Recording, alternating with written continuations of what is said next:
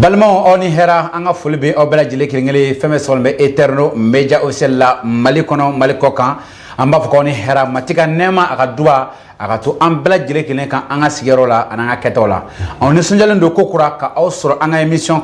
konana nous ye awnake ne sirui vous serez mes témoins émission mi okun konana nenenga karamo révérend pasteur Pierre Dakou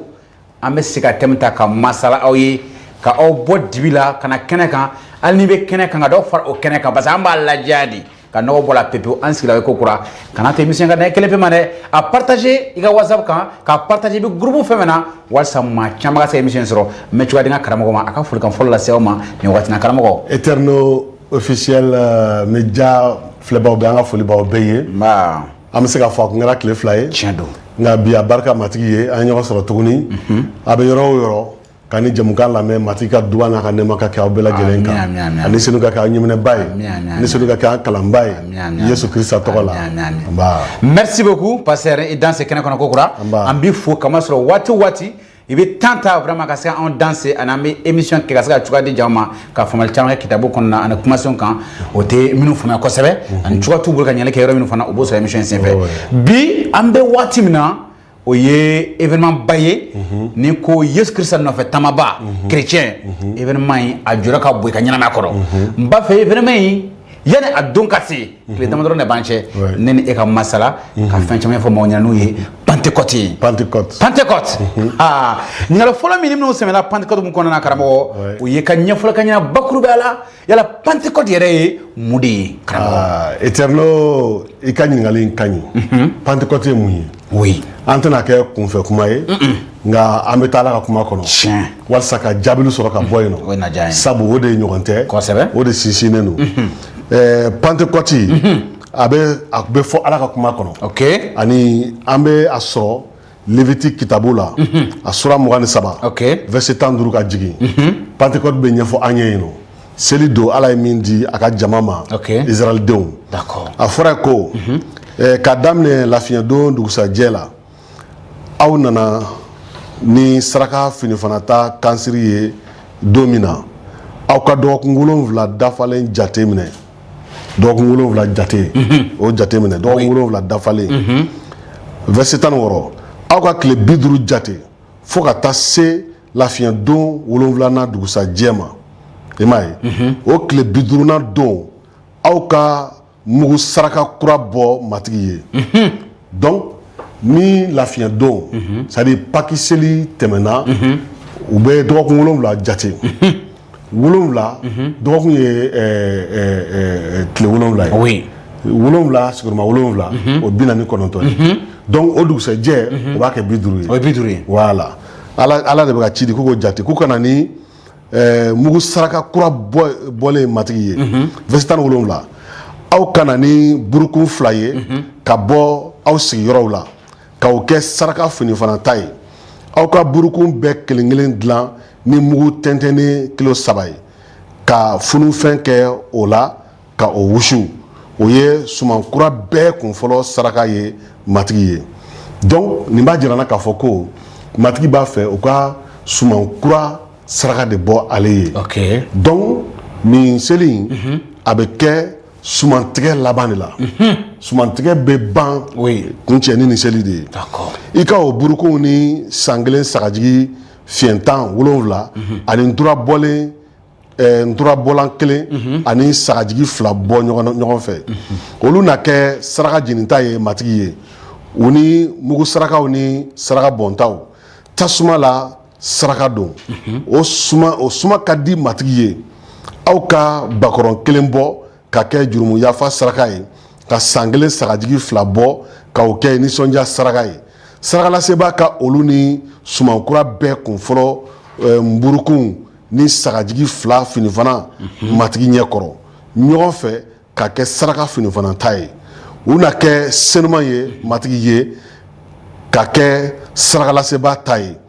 aw ka seli welewele da ka jamalajɛ senuman kɛ o don yɛrɛ la aw kana baarasi kɛ o ye sariya wulibali ye aw sigiyɔrɔ bɛɛ la aw bɔnsɔn nataw bɛɛ la ni aw bɛ aw ka jamana suman tigɛ tuma min na forotigi ka yɔrɔ dɔ to a ka foro selege la a kana olu suman tigɛ i kana i ka suman nɔrɔ bɔ i ka olu to fana fantanw ye ni seginfɛnw ye ne ye matigi ye aw ka ala de ye donc nin b'a jira n na k'a fɔ ko Pentecôte ye seli de ye ala ye min di a ka jama ma Israɛlidenw a wagati la ayiwa seli silen bɛ mun na a silen bɛ sumantigɛ laban de la sumantigɛ d'accord donc ni suman ɲɛna ala dubaraw ye sanji nana dannisiw falenna ɲɔw ɲɛna finiw ɲɛna kabaw ɲɛna fɛn bɛɛ ɲɛna o tuma u bɛna sumanw tigɛ ni suman kɔni ɲɛna a forotigi bɛ nisɔndiya de kosɛbɛ o tɛ dudenw bɛɛ bɛ nisɔndiya matigi ko o tuma a ye fɛn dɔ de ɲini u fɛ ko k'olu kɛ u kana ale barika da ni o ye saraka fini fana taw ye i y'a ye donc mais a bɛ kɛ tile 50 ayiwa tɛmɛnkan seli tɛmɛnen kɔfɛ d'accord i y'a ye d'accord donc o tile 50nan don o ye seli de ye u bɛ jama senumanw wele donc mɔgɔw bɛ dumuni kɛ mɔgɔw bɛ na ka matigi barika da ka matigi tanu mais nin seli in Pentecôte seli in fɛn dɔ ɲɛbila de kun don seli fɛn fɛn ni ala y'a di a ka mɔgɔw ma Israɛlidenw ma ayiwa fɛn dɔ de kun ɲɛbila don sɔnni kun ye ɲininka dɛ voilà parce que i bɛ ka min fɔ ani ne bɛ min dɔn ani mɔgɔ caman fana bɛ o sinsin yɔrɔ min kan nin dɔ fana ne ka kalan kan bi dɛ bon donc i yɛrɛ y'a ye matigi bɛ tila k'a fɔ ko n'u ye u ka suman tigɛ k'u ka foro seleke suman minnu bɛ yen nɔ k'o to yen u kana maga o la ani fana suman cɛtɔ minnu bɛ bin walima nɔrɔ minnu bɛ to an tun denmisɛnnin an tun bɛ taa mɔgɔw ka woso forow la ka woso nɔrɔ bɔ an tun bɛ fɛn sɔrɔ o la koyi c'est vrai donc ko i kana olu fana kɛ k'i b'olu to yen fantanw ani siginfɛnw ye olu bɛna o bɔ olu fana ka balo ye i y'a ye d'accord donc sumantigɛ seli sumantigɛ laban nin fɛti de tun bɛ kɛ ka a di ala ma matigi ko k'o ye suman duman ye ale ye voilà d'accord ni n bɛ ka min fɔ ne ni mɔgɔ caman fana sigi n'i ko Pentecôte bi caman anw caman b'a fɔ ko Yesu Kirisa taalen sankolo la ou bien a gɛngɛlen a salen ka kunu ko tile 50nan ko ni sɔnni nalen karamɔgɔ mais caman bɛ Pentecôte fana défini i bɛ se ka o yɔrɔ liaison ani nin fɔ ɲɔgɔn fɛ cogo di o bɛ se k'a fɔ n y'a fɔ n ko fɛn dɔ ɲɛbila de kun don ala ye Pentecôte seli di a ka mɔgɔw ma kabini Yesu ma na i y'a faamuya i bɔra k'o kalan kabini chrétien tɛ yen donc i b'a dɔn ko Israël tun ye ala ka jama senuman église ɲɛbila de ye donc nin seli fana ayiwa fɛn dɔ de ɲɛbila don an da bɛna s'a ma d'accord donc i tɛ se ka Pentecôte seli daminɛ Yesu ni senu jigin don f'i ka taa source la f'i ka taa a daminɛ la e bila k'o de kalan na i y'a daminɛ de sigi verset ko Lévitique voilà Lévitique sura 23 verset 15 ka na se fo verset 22 tiɲɛna karamɔgɔ maa caman bɛ taa yɔrɔ min kalan ko ye kɛwale kitabu de ye caman bɛ taa kɛwale de kalan et puis a sigilen bɛ suman ayiwa kun fɔlɔ d'accord voilà suman kun fɔlɔ n'i taara i ka suman tigɛ i bɛ kun fɔlɔ min tigɛ i bɛ na n'o de n'i tilara suman tigɛ la pewu i bɛ na n'o ye matigi ka so kɔnɔ bagan dɔw fana fɔra i b'olu fara sagaw bɔra fɔ bankɔrɔ caman fɔra c'est ça d'accord an y'o de fɔ sa aw na kɛ ne seero ye nka ne bɛ kuma jɛ aw ye ka kalansen walawala aw ye aw tɛ faamuyali min sɔrɔ a la aw b'a sɔrɔ émission kɛnɛ na a ye tɛn k'a partager Pentecôte yɛrɛ fana a kumasen n'i b'a lajɛ a kɔrɔ de ye ko 50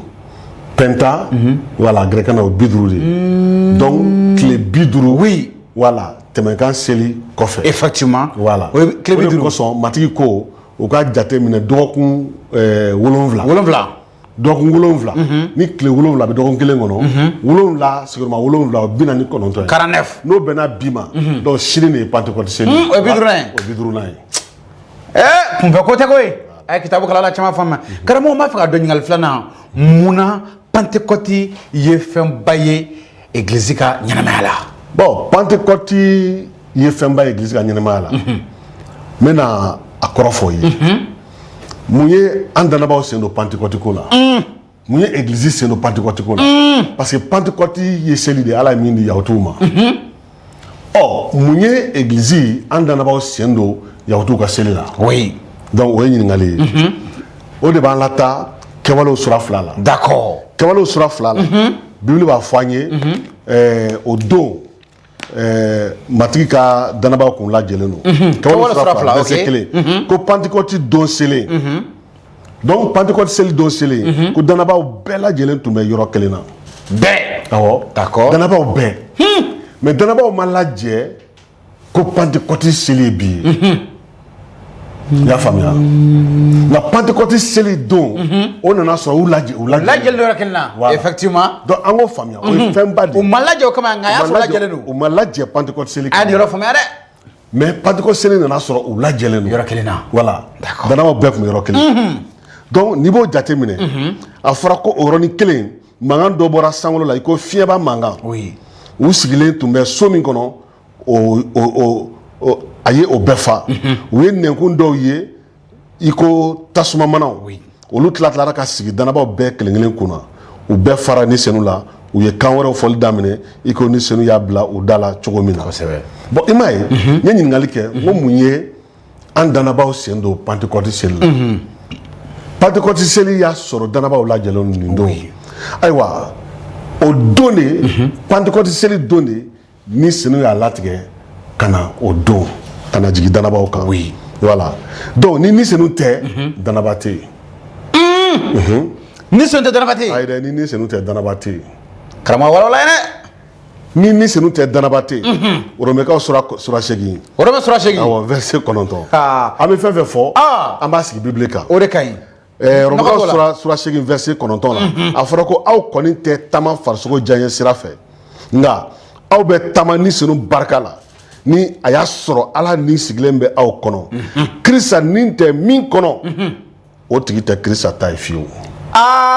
karamɔgɔ tiɲɛna kitabu y'a jɛya voilà i y'a fɔ cogo cogo lagase do Romɛkaw bon donc nin b'a jira na k'a fɔ ko kalandenw ani minnu tun lajɛlen bɛ sangaso kɔnɔ o tun tɛ se ka wele fɔlɔ ko Kirisa taw sabu ni senu tun ma sigi o kɔnɔ fɔlɔ ni senu nana ka bɛn ni Pentecôte don ye ka sigi u kan ka sigi u kɔnɔ i y'a ye ni fɛn min b'i kɔnɔ o t'i ye o t'i ye dɛ mais min b'i kan o b'i ye dɛ o de kosɔn a sigili min kɛra o kan o yera a fɔra k'a sigir'u kan ko nɛnkun tasuma ni ne y'e lajɛ n bɛ nɛnkun tasuma ye kunna ne fana ye lajɛ an bɛ n'o ye fana kunna bɛɛ ɲɛ b'a la bɛɛ kunna donc a bɛ kunna a bɛ fana kunna donc an bɛɛ kelen sɛgɛ donc mais kɔnɔta o tɛ ye mais a bɛɛ n'a ka baara don i y'a faamuya Éternel i ko Pentecôte seli ko jɔyɔrɔba min b'a la église bolo bon n y'a fɔ fana n ko ni senu tɛ danaba tɛ yen i y'o fɔ fɔcogo wɛrɛ la fana ni senu tɛ fana ni senu tɛ fana Kirisa ka ciba baara tɛ se ka kɛ Kirisa n bɛ ka na ni a ye dɔɔni Pentecôte seli jɔyɔrɔ bonya min b'a la danaba ka ɲɛnamaya la ni Kirisa tɛ ni senu tɛ Kirisa ye ciba baara min di anw ma a tɛ se ka kɛ fiyewu Kɛwalew sura 1 verset 4 ani verset 8 verset 4 na ka Yesu ni a ka kalandenw lajɛlen to ɲɔgɔn fɛ a y'a fɔ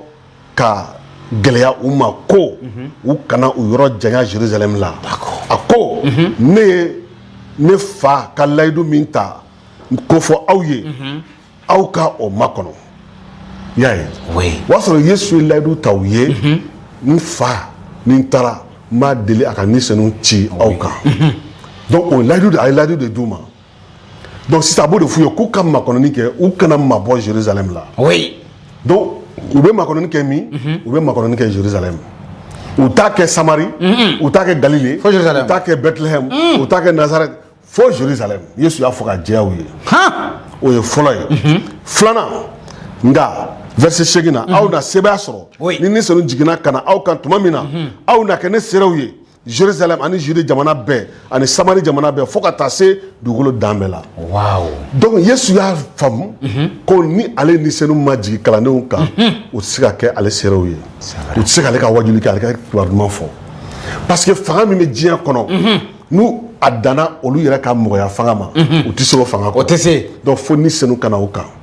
i y'a ye o de kosɔn ko ni senu tɛ Kirisa ka ciba baara tɛ se ka kɛ bon ka fara o kan Yesu y'a fɔ kalandenw ye k'a gɛlɛya ko ka makɔnɔni kɛ a y'o f'u ye donc u ye makɔnɔni kɛ u ye makɔnɔni kɛ Jérusalem donc sankolo ni n ko sankolo n k'an bɛ fa ni denkɛ ma Yesu seginnen sankolo la ayiwa ani fa ala kumana fa ala ko i dan se i faso la i ye baara kɛ ka dafa n wasara a ko fa ala ma ayiwa min tɛmɛna an ni ɲɔgɔn cɛ n y'o layidu ta u ye u lajɛlen filɛ nin ye Jerusalem sangaso kɔnɔ donc n ye ni senu layidu ta u ye o tuma ni senu di yan n k'a di u ma i y'a ye donc fa ala ni denkɛ Yesu u jɛra ka ni senu ci ka na kalandenw kan mais u y'a ci ka bɛn don jumɛn ka bɛn Pentecôte selidenw ma mais Yesu tatɔ a m'a f'u ye ko n bɛna ni senu ci aw ma Pentecôte selidon a ma don fɔ dɛ o ka jɛ a da yɛrɛ ma maga Pentecôte ko kuma la Yesu da yɛrɛ ma maga Pentecôte ko kuma la kalandenw ye a ko a ye taa makɔnɔni kɛ Jerusalem i y'a faamuya donc u ye makɔnɔni kɛ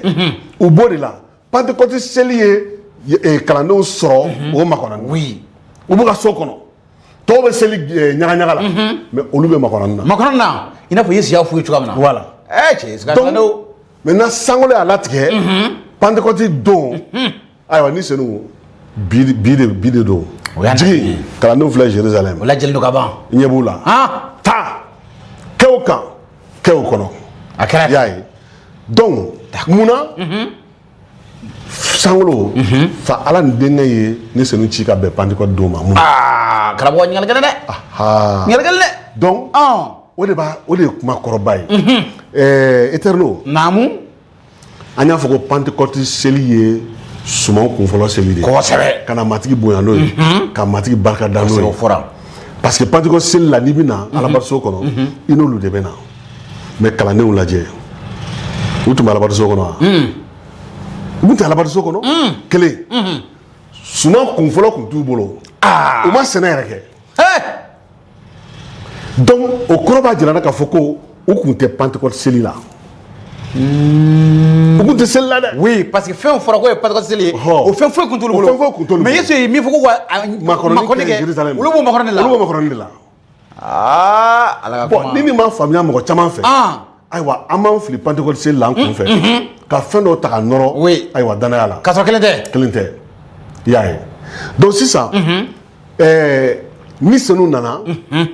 min tɛmɛna ni senu ni fa ni denkɛ cɛ sangolo la a mana gansan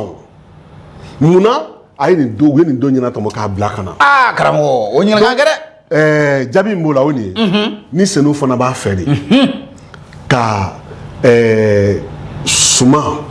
kun fɔlɔ tigɛ k'a di masaya ma Yesu ka masaya ma Yesu nana ni masaya de ye donc o masaya baara o masaya den fɔlɔ o de bɛna kɛ ni senu ka suman kun fɔlɔ ye i y'a ye donc sisan o suman kun fɔlɔ ni senu mana ni ɲɔ ye a mana ni woso ye a mana ni kaba ye nka ale bɛna adamadenw de kan i y'a faamuya diɲɛ foro ye ale bɛna na mɔgɔw de kan k'olu don ala ka masaya kɔnɔ i y'a faamuya donc o bɛ kɛ église sigidon ye mais ko n ko i y'a faamu fɛn bɛ ɲɛfɔ o ye église sigidon ye filanan o ye ala ka ciba Yesu ka ciba koromo karili don de mission ciba awɔ mission baara laseli don o kɛra nin don o don de donc o ye ni senu ka baara de ye bon maintenant ni min danfara don ni senu nali Pentecôte don ani Pentecôte seli ordinaire min Pentecôte seli kɔrɔ min tun bɛ kɛ ordinaire min dira kɛ sawa danfaraba de b'u ni ɲɔgɔn cɛ tiɲɛna danfara bɛ yen i ye fɛnba fila min fɔ o ye danfaraba ye Pentecôte kɔrɔ seli min tun bɛ kɛ mɔgɔw de tun bɛ na ni fɛn ye k'a di ala ma suman kun fɔlɔ mais ni senu nana ni fɛn ye k'a di lamɔgɔw ma k'a di église ma o mana ni fɛn nana d'aw ma voilà non karamɔgɔ nin jɛra i y'a ye n y'a faamuya fana donc miiri jama fana tɛmɛna ye o de la bi ni église bɛ miiri Pentecôte ko la a bɛ miiri Pentecôte ko la nin cogo de la ni senu nana mun d'an ma an ka mun kɛ n'a ye ɲininkali fila bɛ ɲɔgɔn kɔnɔ dɛ a nana mun d'a ma voilà an na mun kɛ n'a ye donc hali bi i bɛ église dɔw ye u nɔrɔlen bɛ suman kunfɔlɔ ko in na Pentecôte seli don mana se église dɔw b'a fɔ dalabaw u ka na ni fɛnw ye i y'a faamuya sɔn kun fɔlɔ ko tuguni u bɛ na n'o ye u bɛ na n'o ye u bɛ sinsin seli yɛrɛ cogoya de kan a ɲɛnajɛw kan i y'a faamuya d'accord mais ni senu nana mun d'an ma an ka mun kɛ n'a ye i b'a ye i t'o faamuya u kɔrɔ nka u ka na n'a ye u ka na n'a ye o de bolo intéressé voilà camana wala ɲɛfɛ karamɔgɔ an ka taa ɲɛ ɲininkali sabanan n b'a fɛ k'a dɔn ni senu i bɔra k'a fɔ sisan ko ni senu tigɛ kalendon kan tile 50 an bɛ se k'a fɔ ten k'u sɔrɔ u lajɛlen kun don déjà Pentecôte don na o tɛ a ko jɛra n b'a fɛ k'a dɔn ni senu yɛrɛ jɔyɔrɔ ye mun ye chrétien Yesu Kirista nɔfɛ taama b'a ka ɲɛnamaya kɔnɔ éternel ni senu mana ɲɛnajɛ kama a bɛ n'o kama abada i tɛ ɲɛnajɛ ala c'est à dire que ɲɛnajɛ non ni senu mana ɲɛnajɛ kama ni senu nana baara de kama i y'a faamuya a mana ɲɛnajɛ kama a nana baara de kama o de la Pentecôte seli min tun bɛ yen o tun ye nin baara ɲɛbila de ye ni senu bɛ na église jubɔli min kɛ ani ka ala ka baara mission ko lancer o kurumo kari o seli ɲɛbila de kun don oui i y'a faamuya d'accord donc n'i ye ɲininka ko ni senu jɔyɔrɔ jumɛn b'a la danabaw ka ɲɛnamaya la ah o na diya n ye dɛ o fana bibili bɛ jaabi di Yesu y'a fɔ kitabu senima awɔ tɛmɛna an ka taa Yohana sura a ye mun ne karamɔgɔ ko jɛ parce que ale t'a fɔ ten a bɛɛ sigilen don ala ka kuma kan kuma min n'a tɛ kɔrɔ a tɛ kɔrɔ waati yɛlɛma a b'a nɔ tic tac Yohana sura 16 verset 7 ka se fo 16 ma Yesu bɛ da dɔɔni a y'a partager nin kɛra ka sɔrɔ Yesu ma sa fɔlɔ yɛrɛ jango ka kunu ok a ye nin fɔ kalandenw ye parce que a ye hakili to a la k'a y'a fɔ k'a ye dɛmɛbaa layidu t'aw ye donc a bɛna min kɛ a y'o bɛɛ fɔ a ko o bɛna ta ne bɛ tiɲɛ fɔ aw ye a ka fisa aw ma ne ka taa ka tugu ni ne ma taa dɛmɛbaa tɛna na aw ma ni y'a sɔrɔ a ma sa fɔlɔ karamɔgɔ bon n delila ka n da se nin kuma ma k'a ka fisa k'a ka fisa kalandenw ma ale ka taa parce que a ye kalandenw t'a fɛ ale ka taa quoi mɔgɔ bɛ Yesu sɔrɔ ko ka mabɔ ayi i b'a fɔ k'a to yen don o don sa mais a ko kalandenw ma hey a ka fisa aw ma daga da aw la ne ka taa dɛ ni ne ma taa dɛmɛbaa ni senu tɛ na a tɛ na bon laban bɛna kɛ kuma kolon fɔla ye n ye nkalon tigɛ i y'a faamuya d'accord donc o de daga da aw la ayiwa nka ni ne taara ne na o ci aw ma ni o nana tuma min na a na diɲɛ mɔgɔw ka jurumu jɔ u la ani tilennenya ko ni ala ka kiri ko a na u ka jurumu jira u la ka tuguni o ma da ne la a ka tilennenya a na tilennenya ko jira u la ka tuguni ne bɛ taa ne fa ma ani aw tɛ ne ye tun a na ala ka kiri ko jira u la ka tuguni kiri tigɛra nin diɲɛ kuntigi kan ka ban donc Yesu bɛ ka ni senu ka baara kunfɔlɔ fɔ n'a nana ni senu de bɛ kiri tigɛ diɲɛ kan a baara minnu kɛ éternel yamaruya t'e bolo ka kiri tigɛ diɲɛ kan o tɛ ne bolo yamaruya tɛ ne bolo ka kiri tigɛ a tɛ mɔgɔ bolo a tɛ mɔgɔ si bolo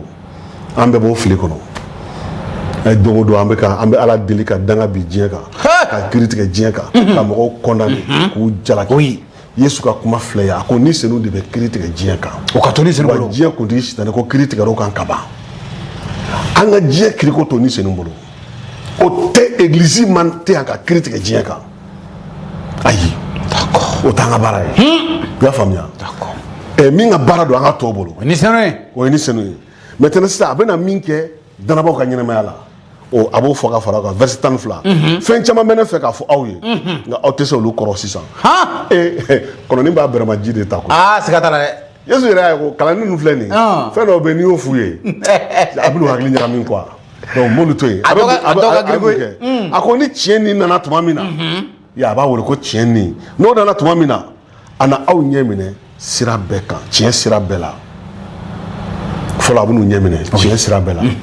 donc a t'u ɲɛ minɛ nkalon na ni senu nkalon t'a la a ti don nkalon na a ti don namara ko la a ti don filangafɔya kuma la a ti don kalo kan na est ce que a faamu tiɲɛ dɔrɔn tiɲɛ sira bɛɛ donc ni danaba ni i bɛ ko dɔ la i yɛrɛ b'a dɔn tiɲɛ tɛ kana ala tɔgɔ wele a la dɛ kana ni senu tɔgɔ wele a la ne tun ne ɲininka o la dɛ parce que n'i ko danaba ni senu de o fɔra n ko minnu bɛ nkalon tigɛ n'u tɛ tiɲɛ fɔ ten est ce que ni senu b'olu la ni senu b'u kɔnɔ mais a t'u dɛmɛ a sen t'a la a sen t'u ka nkalon tigɛ la a b'u la sɔmi k'a f'u ye k'a dabila a dabila kana nkalon tigɛ mais u b'u tulo gɛlɛya fo dɔw b'u kale awɔ dɔw yɛrɛ bɛ yen u b'a dɔn ko pɛrɛ k'u bɛ ko min na ko namara ko don nka u b'a fɛ ka mɔgɔ dɔ ɲini k'o falen ni senu na o ka ala deli olu ye ni senu ka olu dɛmɛ o ti kɛ o abada ni senu t'o deli jaabi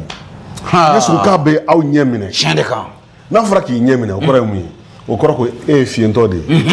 e ɲɛ tɛ sira la fɛn bɛɛ b'ale de bolo maintenant ni senu ale bɛ ɲɛfɛ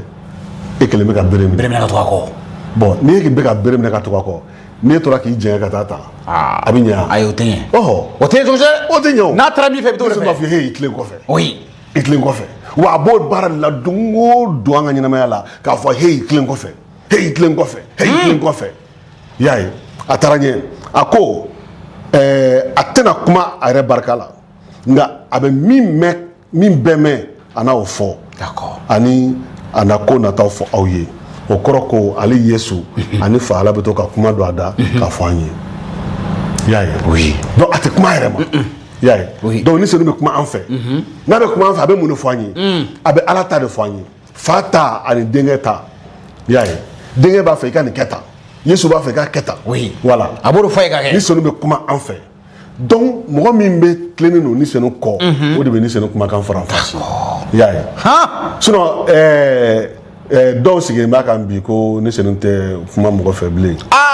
o ye nkalon ye dɛ ko n cɛlɛ dɛ voilà parce que n'i y'o fɔ i ye nin verset i y'a sɔsɔ i ye se ka nin kuma sɔsɔ nkalon tɛ kitabu kɔnɔ dɛ lɛgɛsɛ don voilà mais dɔw fana de bɛ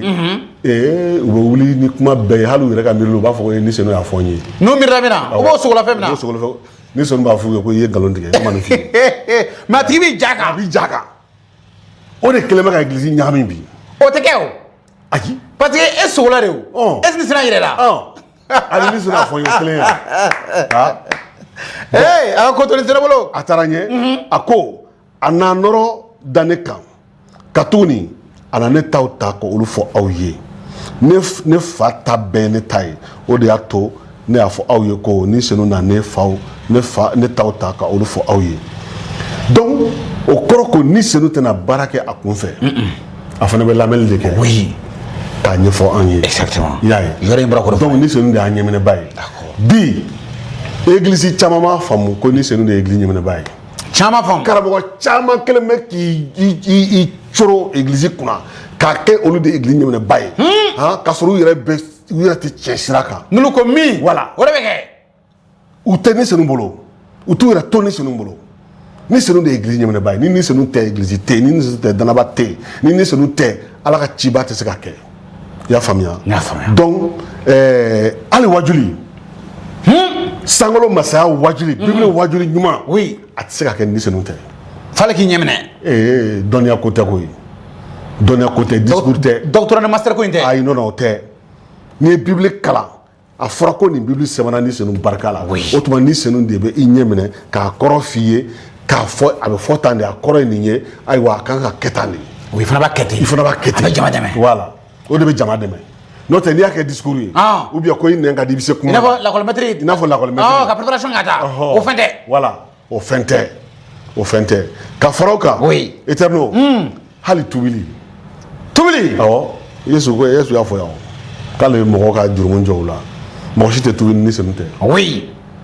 karamɔgɔ dɔ i kana miiri mɔgɔ de kana miiri k'i ka wajulu de ye mɔgɔw latubi ko i ka wajulu tɛ e bɛ ka kuma min bɔ i da fanga foyi tɛ e la ka mɔgɔ yɛlɛma n'a ye mais ni senu de b'o kuma ta k'a don dɔ dusukun barika don a la k'a fɔ a ye dusukun yɛlɛma i da nin na ka a tigi dusukun yɛlɛma a bɛ da la ni senu de bɛ mɔgɔ tubi voilà ni senu tɛ tubi n'an y'o faamuya an bɛ se ka bɔ ka taa kibaru duman fɔ ni mɔgɔ ma tubi don min na o ye ni senu sago de y'o don d'accord i y'a faamuya an kana décourager an kana décourager donc n'i ko ni senu jɔyɔrɔ an tɛ se k'a bɛɛ fɔ yan ayi i y'a faamu i ye caman fɔ nka nin ye damadɔ ye je pense k'a faamu voilà donc danaba bɛɛ ka to ni senu kɔ d'accord n'an bɛɛ tora ni senu kɔ baara banna baara nɔgɔyara baara nɔgɔyara merci beaucoup karamɔgɔ an bɛ taa ɲɛ toujours ɲininkali naaninan o ye nin ye mɔgɔ caman bɛ kuma nilifɛnw ko la karamɔgɔ nilifɛn ko kuma ka ca dɛ nilifɛn ko kuma ka ca n b'a fɛ vraiment kitabu ala ka kuma jɛlen a ye mun de fɔ anw ye nilifɛn ko in na éternel gɛlɛya fɛn bɛ église kɔnɔ bi nilifɛn ko in faamubaliya don kɛlɛ fɛn fɛn b'an ni ɲɔgɔn cɛ bi nilifɛn ko in faamubaliya don a ɲɛfɔ an ɲɛna i y'a mɛn caman na faamuyali sɔrɔ bi karamɔgɔ tɛmɛ n'a ye mɔgɔ caman bɛ nilifɛn kuma fɔ ani a ka kan fana an ka kuma fɔ oui parce que bibili kɔnɔ a kuma bɛ yen n'a dun fɔra bibili kɔnɔ a kan ka fɔ o ni le fɛn ko kuma in bible mun fɔ a la tiɲɛ yɛrɛ la n'an b'a filɛ bible kɔnɔ ni ni senu tɛ ni le fɛn tɛ yen ni senu tɛ ni le fɛn tɛ yen ni le fɛn tɛ yen karamɔgɔ tɛmɛna yen bi ta ka di sa ciden paul ala ni senu ye nin jirali k'a la a y'a sɛbɛn kɔrɔntɛkaw fɔlɔ ta la kitabu la sura 12 verset fɔlɔ ka jigin a ko ayiwa balimaw ne t'a fɛ aw ka kɛ kodɔnbaliw ye ni senu ka nilifɛnw ta fan fɛ donc paul ani ni senu u t'a fɛ danaba si ka to dibi la ni senu ka nilifɛn ko la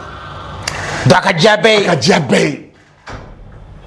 a ka diya bɛɛ ye denmisɛn fara makɔrɔba kan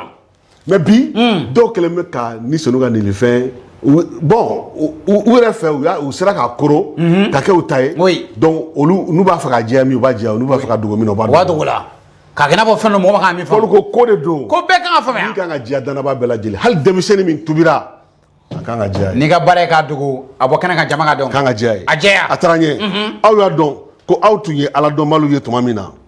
aw tun bɛ taama boli bato nɔfɛ i ko aw ɲɛ tun minɛnen bɛ cogo min na o de kosɔn ne b'a fɛ aw k'a faamu ko mɔgɔ o mɔgɔ bɛ kuma ala ni senu barika la o si tɛna fɔ ko yesu dangalen bɛ mɔgɔ si tɛna se k'a fɔ fana ko yesu ye matigi ye ni o ma kɛ ni senu barika la y'a ye a faamuna a taara ɲɛ sisan a bɛna mun fɔ verset 4 nilifɛnw sifa ka ca nilifɛnw sifa ka ca sifaw ka ca nka u bɛɛ bɛ bɔ ni senu kelen de la nilifɛn foyi tɛ bɔ e la k'a di mɔgɔ dɔw ma nilifɛn foyi tɛ se ka bɔ ne la k'a di mɔgɔ dɔw ma pasteur tɛ i ni ala jara cogo o cogo hali ibrahima i kɛ wula ko ala terikɛ i wula ko ala mun i tɛ se ka nilifɛn foyi di tɔgɔ o tɔgɔ mana f'i ma mɔgɔ dɔw ma i tɛ se ka nilifɛn di a t'i bolo a se t'i ye i tɛ se k'a kɛ fo ni senu kelen o de bɛ se k'a di karamɔgɔ senu yɔrɔnin kan dɛ parce que nin yɔrɔnin bɛ ka ma ca ɲɔgɔn mi dɛ nilifɛnw sifa ka ca nka u bɛɛ bɛ bɔ ni senu kelen de la verset 5 baara sifa ka ca nka u bɛɛ bɛ bɔ matigi kelen de la a bɛ taa ɲɛ baarakɛcogo ka ca nka ala kelen de bɛ u bɛɛ kɛ mɔgɔ bɛɛ kɔnɔ ala ni b'i jira ni nilifɛn dɔ ye dɔ dili ye mɔgɔ bɛɛ kelen kelen ma mɔgɔ bɛɛ nafa sɔrɔli kama ko ala ni senu mana jira e la k'a fɔ ko eterno n bɛ nin nilifɛn d'i ma bon a dikun ye i ka église ye jumɛn ye Garantibugu église bɛɛ nafa ye ni Garantibugu église mɔgɔkɔnɔmɔgɔw bɛɛ tɛ nafa sɔrɔ i ka nilifɛn na o kɔrɔ ye yan daraki donc ni senu b'a d'i ma pour que i ka église ka bénéficier i ka église ka nafa sɔrɔ a la a ye n lamɛn dɛ bon sisan église kɔnɔ ni e ni dɔ man di e bɛ sɔn o ka nafa sɔrɔ e ka nilifɛn na wa an b'a kɛ farikolo ko ye dɛ kasɔrɔ o tɛ dɛ bon depuis ye yan daraki c'est pourquoi a tɔ lamɛnba in a ko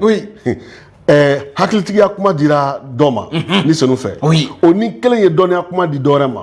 o ni kelen ye danaya di dɔ ma banabaatɔ kɛnɛyali se dira dɔ wɛrɛ ma o ni kelen barika la kabako kɛli se dira dɔ ma se dira dɔ wɛrɛ ma ka kira kɛ niw faranfasili dira dɔ wɛrɛ ma kan wɛrɛw fɔli se dira dɔ ma kan wɛrɛw kɔrɔ fɔli fana se dira dɔ wɛrɛ ma ni senu kelen pe de bɛ o kow bɛɛ kɛ ka mɔgɔw bɛɛ kelen kelen ka nilifɛnw di u ma ka kɛ ni a yɛrɛ sago ye Eterno i bɔra ka fɛnw fɔ sisan ni senu kelen pe nin bɛɛ di ka kɛ n'a yɛrɛ sago ye kɛ n'a yɛrɛ sago ye o kɔrɔ ko ni senu t'i lajɛ n'i ka bon n'i ka jan n'i jɛlen ni fini e ye siya jumɛn ye nin ye bɔbɔ ye bɔ ni senu man kan ni nin fɛn man kan nin ye fila ye ni nin fɛn man kan ni senu t'o kɔnɔ quoi abada ni senu t'o kɔnɔ a t'o kɔnɔ bon ko ni senu bɛ nilifɛn di ka kɛ n'a yɛrɛ sago ye ni senu tɛ ne ɲininka parce que Pierre n b'a fɛ ka banabaatɔ kɛnɛ nilifɛn di Eterno ma a tɛ ɲininka pasteur e ko cogo di n bɛ fɛ k'i fɛ t'a dɔn n'i ye banabaatɔ ne b'a fɔ a ye n'i ye banabaatɔ kɛnɛyali se di Eterno a bɛ ne ka église kɔnɔ a bɛna tɔgɔ sɔrɔ ka tɛmɛ ne kan donc kana d'a ma adamadenya la o bɛ kɛ dɛ i b'o ko ka di yɛrɛ ma ni senu b'o dɔn a tɛ ɲininka o de kosɔn a tɛ maa si ɲininka a b'a di e min yɛrɛ ma a tɛ e yɛrɛ ɲininka n'i n'a ka kan n'i n'a man kan parce que a b'a dɔn n bɛna n di e ma i n'a ka kan i bɛ se ka baara kɛ n'a ye a b'o de dɔn i n'a ka kan tɛ dɛ mais i bɛ se ka baara kɛ n'a ye i y'a faamuya bon donc fereke donna nin yɔrɔ la i y'a faamuya oui parce que mɔgɔ dɔw hakili la k'olu bɛ se ka nilifɛn di mɔgɔ dɔ ma abada ma cɛ lamɛn bi dɛ Eterno i bɛ se ka jɔyɔrɔ di dɔ ma église kɔnɔ ka baara dɔ kɛ o yamaruya bɛ pasteur bolo mais a ka nilifɛn i tɛ se k'o d'a ma i tɛ se k'o d'a ma ayi ni sɔnni kelen de b'o di ka diya bɛɛ ye batoli ɲɛminɛli a nilifɛn ni senu bɛ se k'a di dɔ ma oui mais pasteur de bɛ se k'a wele k'a fɔ bon na karisa ne ɲɛ b'a la e bɛ se ka batoli ɲɛminɛ ka ɲɛ donc n bɛ fanga yamaruya d'i ma i ka to ka batoli ɲɛminɛ o ye a y'o jɔyɔrɔ d'i ma mais a nilifɛn bɔra ni senu de la donc pasteur tɛ c'est vrai voilà donc n'an y'o faamuya nilifɛn ko tɛ bila ɲɔgɔn na mais sisan nilifɛnw fɔra yan a fɔra nilifɛnw bɛɛ dira jama bɛ nafa kosɔn o kɔrɔ ye a ma di e bɛ jama la oui donc ni jama bɛ nafa sɔrɔ komi e bɛ jama la i fana bɛ nafa sɔrɔ a la oui mais n'a fɔra ko nilifɛn bɛ baara kɛ e kelen pe de ye ka tɔgɔ kosɔn e kelen bɛ ka nafa kosɔn a ma di o kosɔn o de na ni kɛlɛ ye église kɔnɔ parce que dɔ bɛ ɲɛbɔ dɔ ka nilifɛn fɛ oui dɔ b'a fɛ ka dɔ ta minɛ a la i y'a ye o de kosɔn an bɛ ɲɔgɔn bali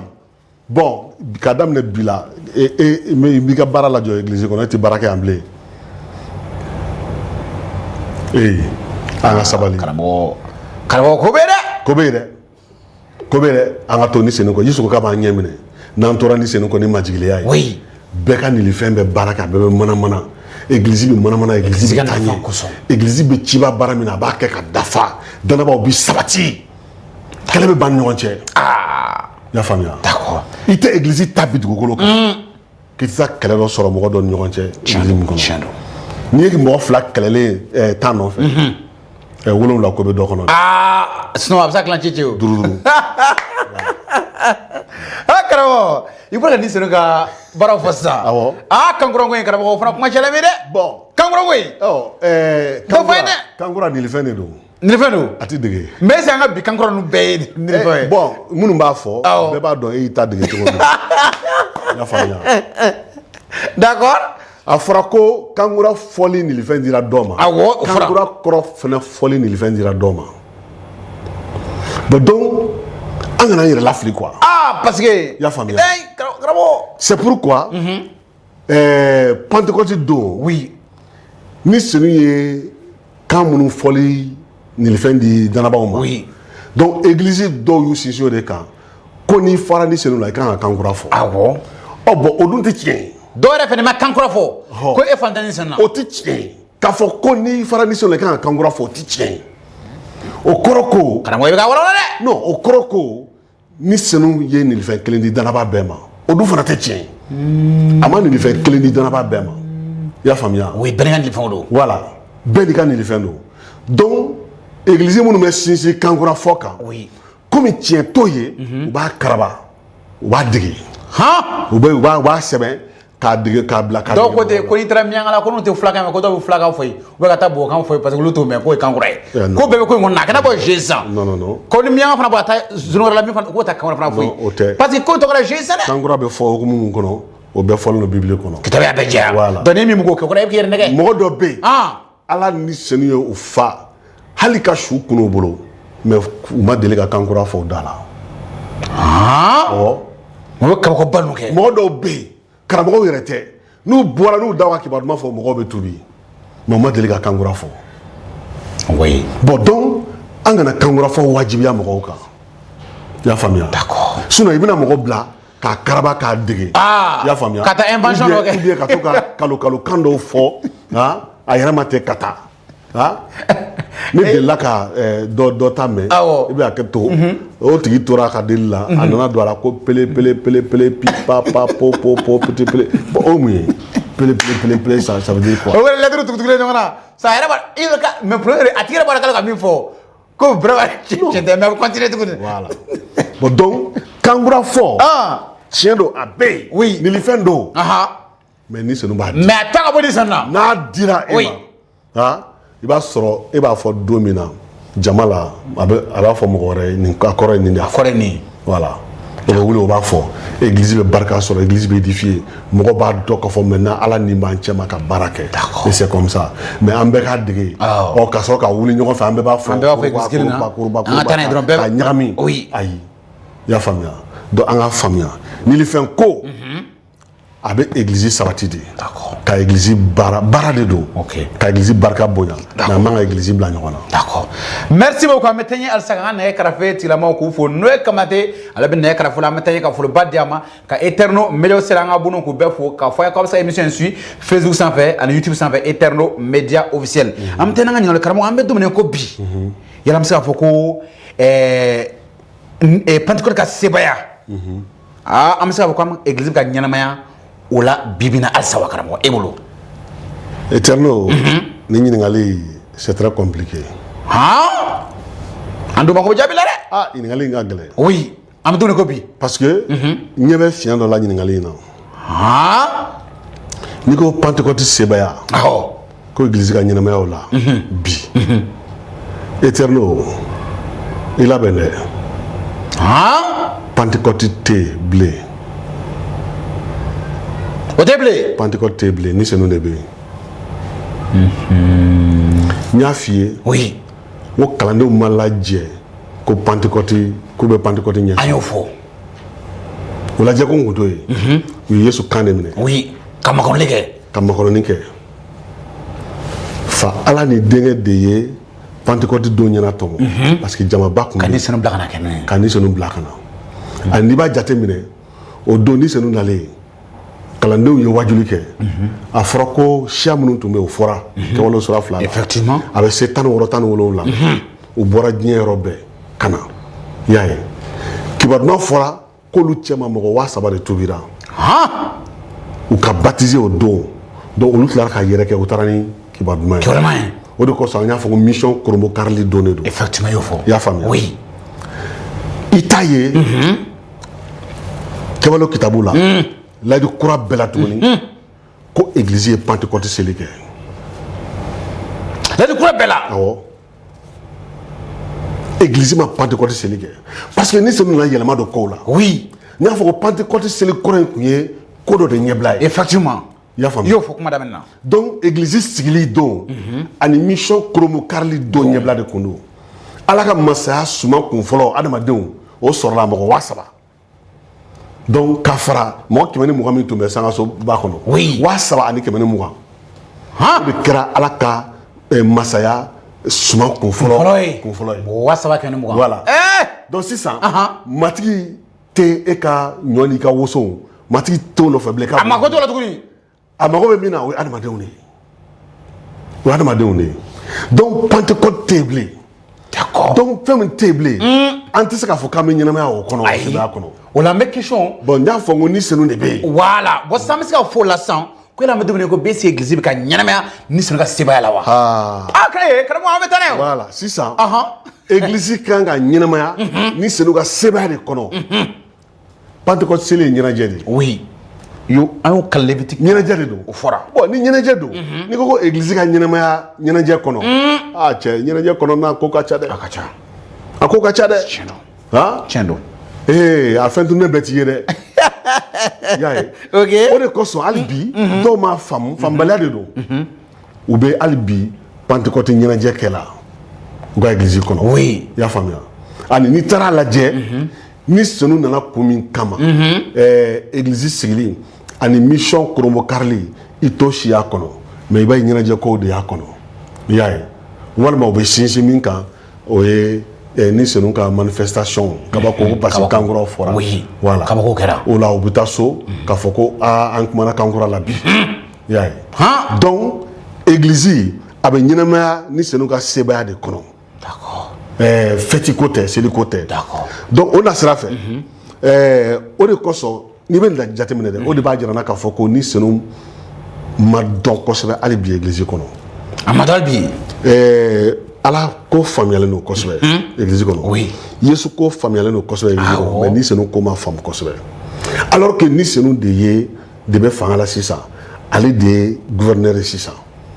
parce que a nana kaban Yesu ko ale de b'a ɲɛ minɛ. Oui. Yaya. C'est vrai. Donc fo ka faamuya. Fo que de ka faamuya. Karamɔgɔ mais fɛɛrɛ jumɛn kan ka kɛ sa pour que mɔgɔ se k'o faamuya kalan de kan ka caya o la. Kalan de don. Fo ka Bible kalan ka Bible ɲɛfɔ mɔgɔw ye. N bɛ miiri émission in senfɛ aw na kɛ ne seere ye. Ayiwa. Caman na kɔnɔ caman sɔrɔ. O de don. A tɛ ka partager k'aw sɔrɔ Eterno Media aussi la. Tɛmɛnen karamɔgɔ. Ne kɔni ka Bible kalan na. Ne ma kalandenw ye. K'u ye Pentecôte seli tun bɛ kɛ cogo min na ka kɔrɔ. Awɔ. k'u y'o kɛ tuguni mais n ye kalanlu ye mun na n tuguru nɔfɛ kabini kawalew la sura 2 sura 3 ka na furu n ye kalanlu ye min na u bɛ ka baara kɛ ni senu ka sebaaya de Tilen Pierre ni ɲɔgɔn na u taara u don alabaso kɔnɔ cɛ namaraba kun sigilen bɛ san 42 de b'a bangera a ma taama u ko wari t'a bolo sanu t'a bolo mais Yesu nata ka tɔgɔ la wuli i ka taama ni senu ye cɛla wuli Alléluia ni senu ye cɛla wuli Ananias ni Safira y'u ka nkalon namara k'a ta ka na n'a ye Ananias nana a na wari bila ni senu y'a fɔ Pierre ye a bɛ ka min fɔ nkalon don tiɲɛ t'a la Pierre ko Ananias e sɔrɔ cogo di sitanɛ ka i dusukun fa kɛ f'i ka nkalon tigɛ Ala ni senu ye i tɛ tiɲɛ fɔ sa a ko ayi dɛ Pierre dɛ nkalon tɛ ko tiɲɛ de don ni wari bɛɛ de nin y'a bɛɛ de ye bina sara y'a ye ni senu ka sebaaya puissance u kun tɛ Pentecôte seli la o non o banna o ni ja Pentecôte seli min kun ye ja de maintenant yɛrɛ yɛrɛ nana ni yɛrɛ yɛrɛ nana ja tɛ baara kɛ bilen mɔgɔ min ye photo ye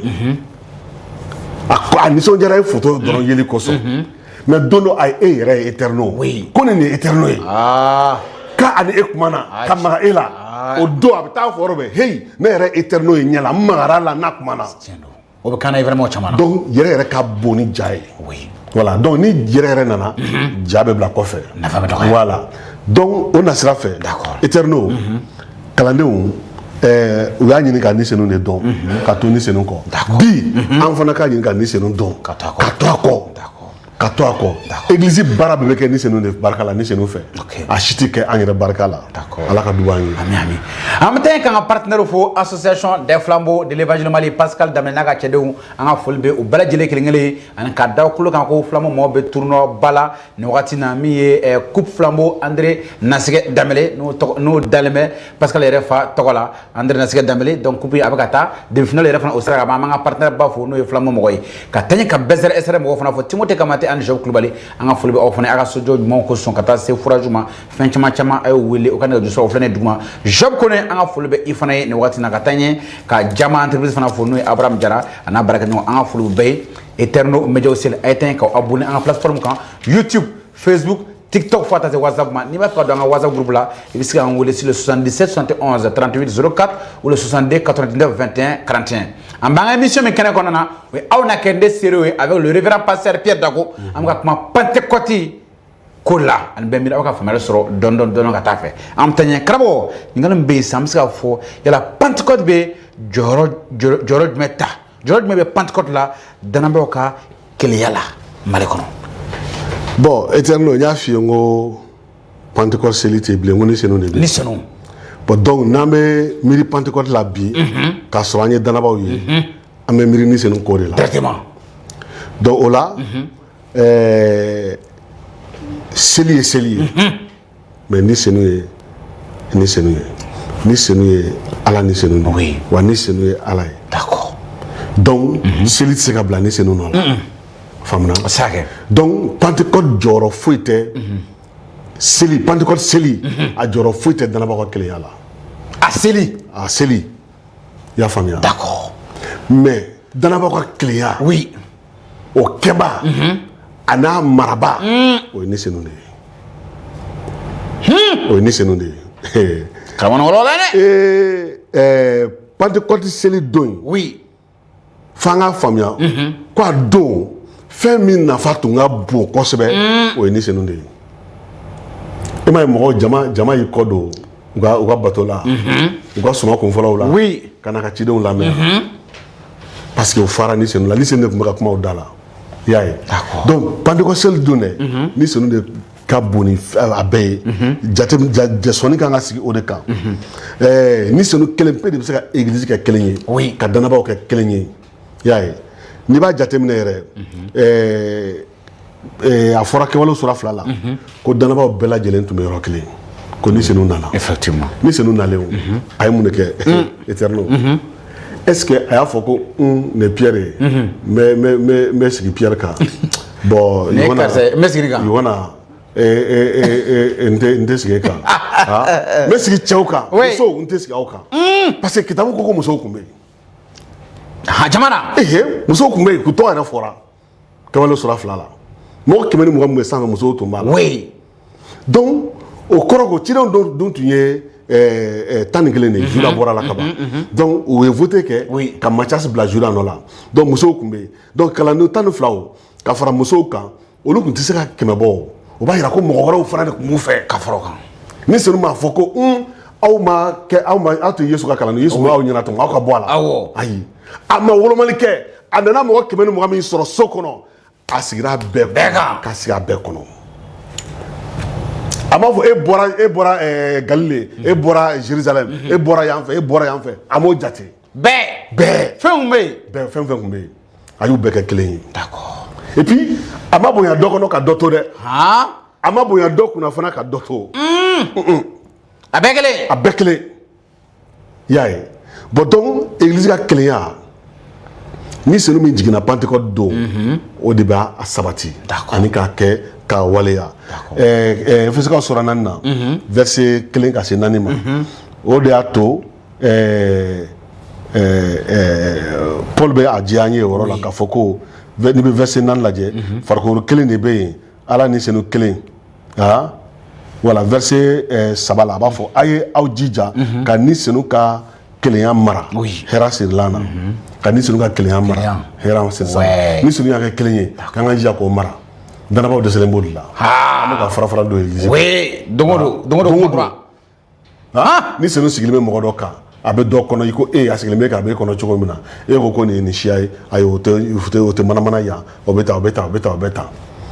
an bɛ ka ni senu ka kelenya fara Paul ko k'an k'a mara k'an ka jija k'a mara mais an bɛ ka jija a farali de la a ko farikolo kelen bɛ yen Ala ni senu kelen i ko Ala ye aw wele jigi kelen kama cogo min na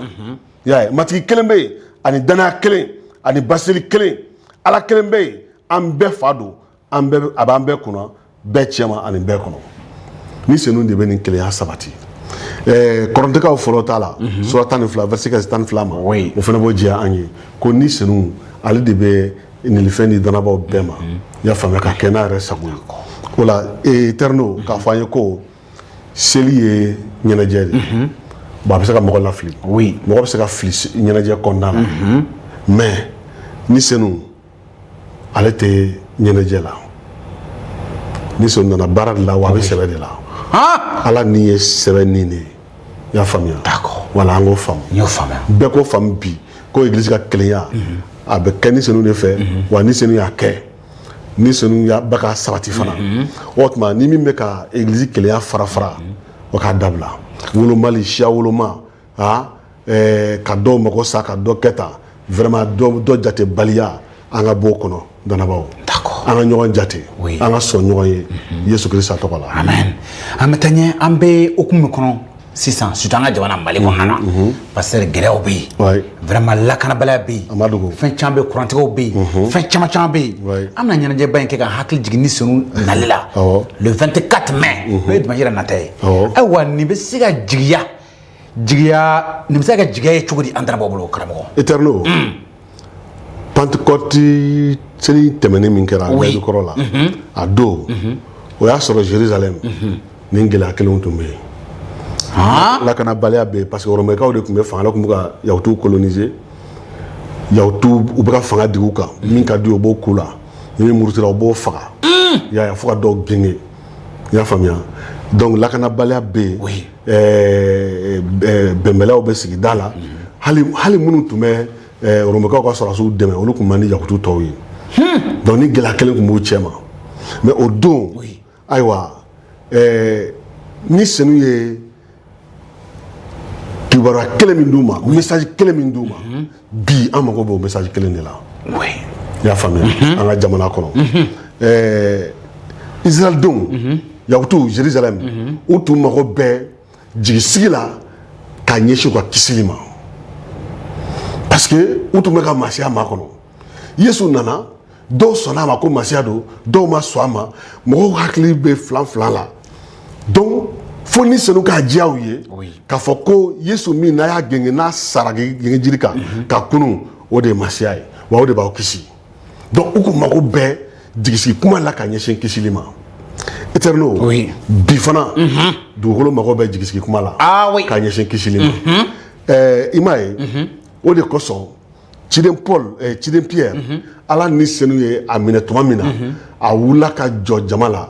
ka Joël kitabu ta i b'a fɔ u nana Joël kitabu d'a ma k'a sɔrɔ kitabu kun t'a bolo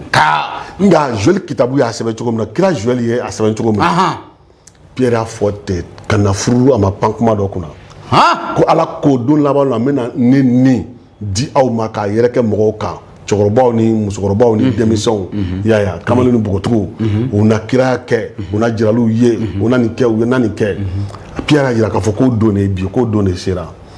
donc sumaw kun fɔlɔ dili tɛ ala ma mais ala nana k'a ni senu di ni senu nana k'a yɛrɛ di mɔgɔw de ma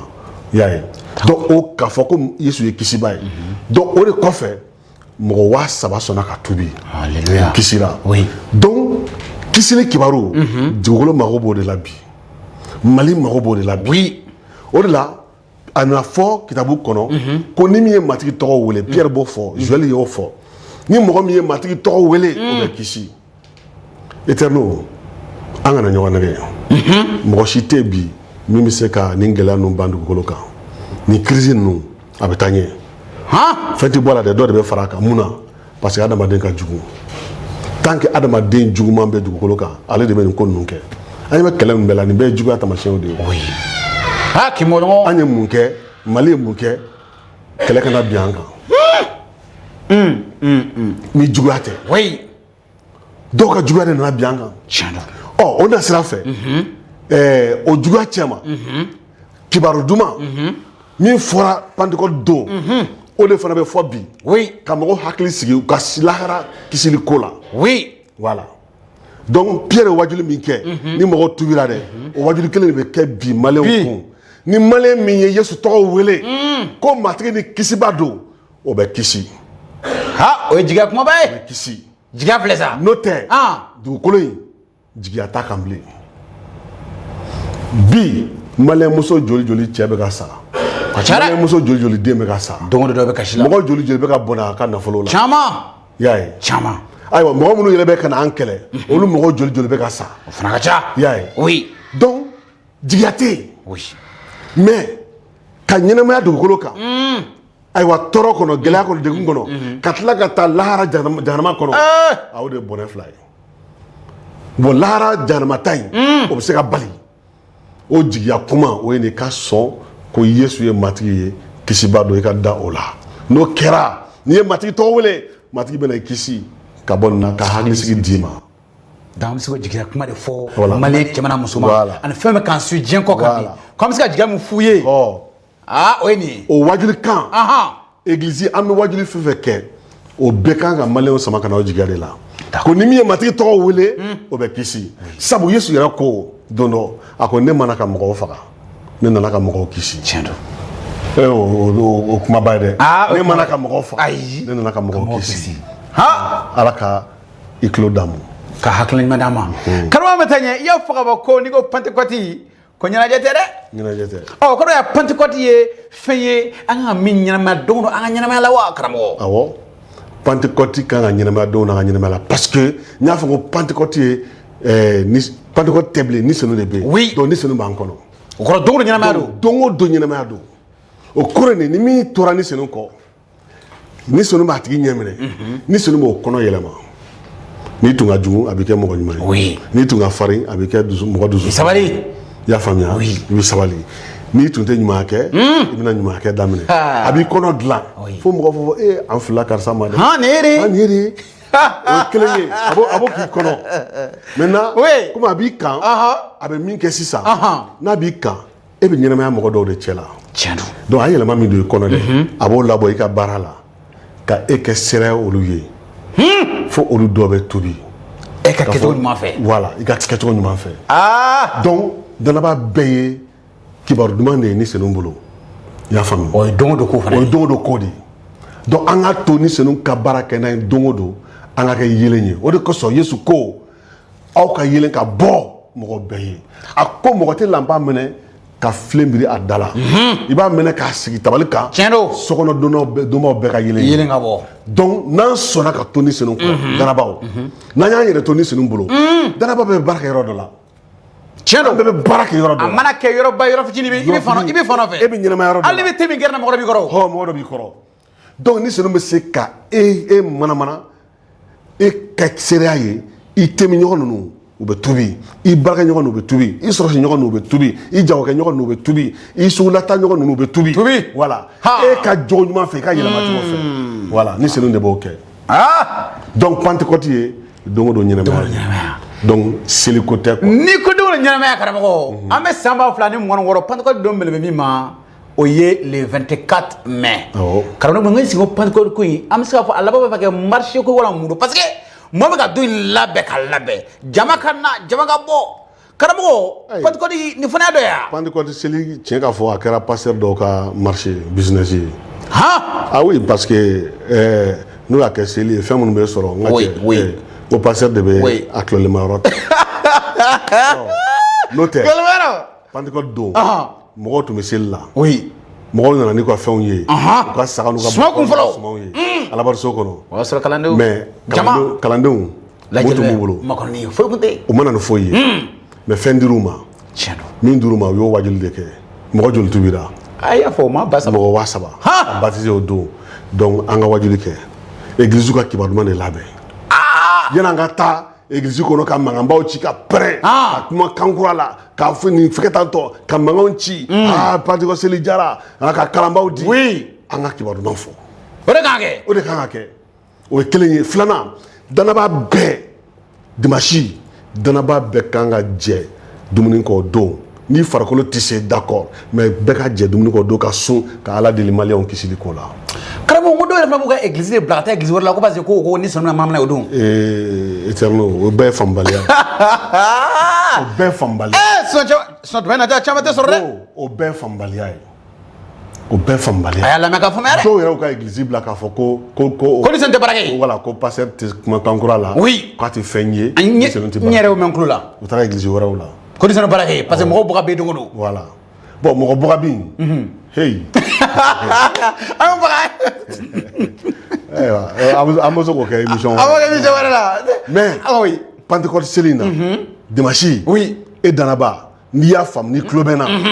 Ala deli maliyɛnw ka kisi ko n'a se bɛ ka labɛn ka taa église wɛrɛ la to i ka église la dɛ Ala bɛ deli to i ka église Ala bɛ fan bɛɛ fɛ Ala bɛ fan bɛɛ fɛ matigi wele matigi ne b'a fɛ ka maliyɛnw kisi matigi ko k'an ka Ala deli ko Ala sago ka kɛ dugukolo kan k'a bɛ kɛ sango la cogo min na Ala sago min ye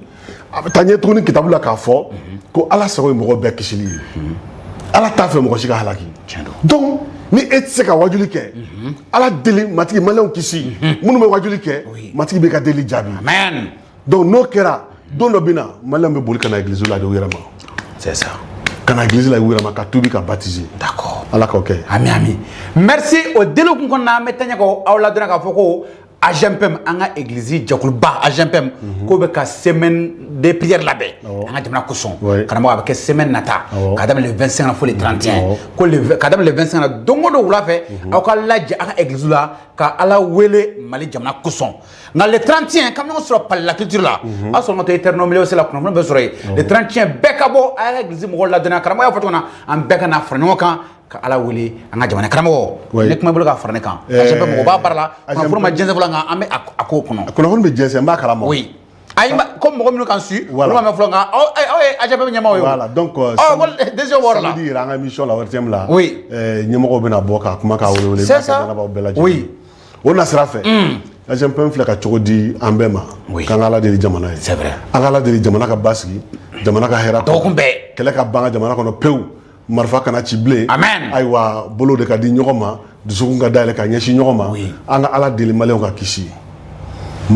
ni maliyɛnw dara Yesu Kirisa la dusukun bɛ yɛlɛma d'accord kɛlɛ bɛ ban ok voilà donc jama an ka Ala deli an ka église la dɔgɔkun bɛɛ dimanche wula fɛ 15 heures waati an ka sɔrɔ Palais de la Culture la ɲɔgɔn fɛ k'Ala barikada k'Ala deli an ka jamana hɛrɛ kosɔn an ka jamana ka lakana kosɔn dunkafa kosɔn ani kalan basigi kosɔn a ye kunnafoni ye a y'a partager jama ka mɛn ka ca karamɔgɔ émission a bɛ ka sɛnsɛn ka se a laban la nka ɲininka laban ye min ye n y'a fɔ ka ban mun b'i bolo ka fɔ vraiment chrétien gaw ye ni sanu nali dugukolo kan an bɛna a seli ɲɛnamaya an bɛ se ka fɔ ten le 24 karamɔgɔ n b'i bolo ka fɔ gaw ɲɛna an ka mun de kɛ bon danaba gaw bɛɛ gwatigiw bɛɛ ani gwatigimusow bɛɛ n bɛ bɛɛ lajɛlen wele an bɛɛ ka wagati ta hali n'a ma janya denbaya an ka Ala deli Mali ye k'Ala deli maliyɛnw kisili ko la maliyɛnw kisi de ye fɛn bɛɛ ye n y'a faamuya église kan ka deli kɛ a ka jamanadenw kisili ko la o de ɲɔgɔn tɛ yesu ko mana ka mɔgɔw faga nana ka mɔgɔw kisi donc an ka deli yesu fɛ i sago ka kɛ maliyɛnw ka kisili ko la maliyɛnw kisi maliyɛnw kisi balimaw ka danabagaw bɛɛ wele o baara de la n'o kɛra ala b'an lamɛn nɔrɔ ka da matigi tɔgɔ kan an ka o kɛ Pentecôte seli don voilà an bɛna fɛn o fɛn kɛ an ka nin kɛ nin de y'a kolomayɔrɔ ye. Merci beaucoup an ka foli bɛ bɛɛ lajɛlen kelen-kelen ye aw minnu sɔrɔlen bɛ Eterno Media Officiel la an y'a fɔ ka ban a ka émission aw na kɛ ne serew ye an bɛ min di aw ma siɲɛ 2 kalo kɔnɔna nka kuma la an bɛ waati jan ta aw la karamɔgɔ ka occupation a ma nɔgɔ problème b'a bolo problème b'a bolo kuma la an bɛ waati ta nka an bɛ hakɛto belebele ɲini aw fɛ n'an ye waati sɔrɔ kuma o kuma an bɛ boli ka labɛn dɔ kɛ dɔrɔn k'o di aw ma fɛn o fɛn parce que jama ko an bɛ to ka minɛ karamɔgɔ ko an y'a fɔ ko siɲɛ 2 kalo kɔnɔ ko kuma k'an kalo 2 k'an tɛ fɛn kɛ. u ka yafa an bɛna hakili to a la. d'accord an b'an seko kɛ walasa a ka se ka to ka kunnafoniw sɔrɔ ka kalan jɛlenw sɔrɔ siɲɛ 2 kalo kɔnɔ i n'a fɔ a b'a kɛ cogo min na o la an bɛ foli bɛɛ lajɛlen karamɔgɔ ni kuma kuncɛ kuma y'i bolo émission kɔnɔ yanni an ka bi ta bila. ka danabaaw bɛɛ fo ka ala ka baarakɛlaw bɛɛ fo ka foliba ani batoli di ala ni senu ma o min y'an ɲɛminɛba ye bi ka deli a fɛ a ka yafa an ma a ka taa ɲɛ k'an saniya k'an ɲɛ minɛ walisa a b'a fɛ an ka baara min kɛ matigi ye ani a ka kelenya mara cogo min na a ka an jija o la yesu tɔgɔ la. merci ayiwa sa an bɛ bi ta bila yan k'a fɔ ko a k'an bɛn waati wɛrɛ donc ala ka Pentecôte seli dimanche nata karamɔgɔ b'a fɔ bɛɛ ka wajulu kɛ k'ala deli jamana hɛrɛ kosɔn ani an k'an yɛrɛ to nisɔn bolo nin sera k'an ɲɛ minɛ an ka wuli ka kibaruyaw fɔ walasa maliyɛn bɛɛ ka kisi kibaruyaw mɛn ani ka kisi vraiment sini badabada jalakili ma dɛ ka kisi o de fɛnba ye aw k'an bɛn waati wɛrɛ. amina merci.